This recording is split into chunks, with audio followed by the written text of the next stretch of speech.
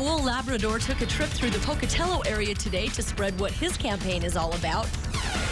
Plus, Donald Trump makes promises to the island of Guam that North Korea won't be a problem. And a protest in Charlottesville turns violent as a car plows through a crowd of protesters. You're watching KPVI News at 10. News that works for you. Good evening and thank you for joining us tonight. I'm Deanne Coffin. A candidate in the Idaho governor's race made his way into Eastern Idaho today. Republican candidate Raul Labrador talked to Bannock County residents about why he believes he's the right person for the job.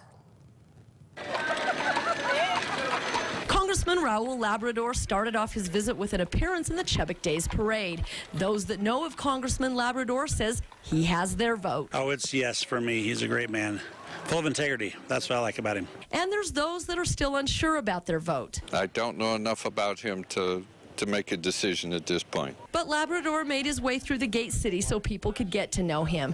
Congressman Labrador's campaign for governor announced that he has raised over $300,000 in a little over a month. I have done a good job for the last 7 years in Congress. People know who I am. People know that I'm a principled conservative, that I provided conservative leadership to the state, and that's what they're looking for. He says even though the election is still 9 months away, he is ahead in the polls.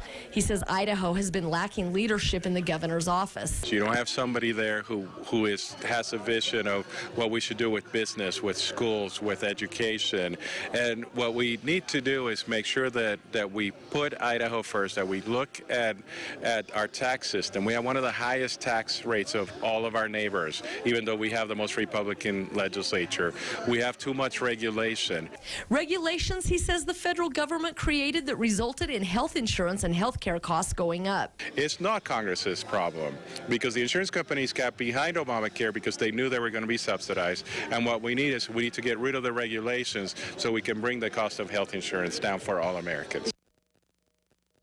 The congressman's next campaign stop is in Lewiston on the 17th.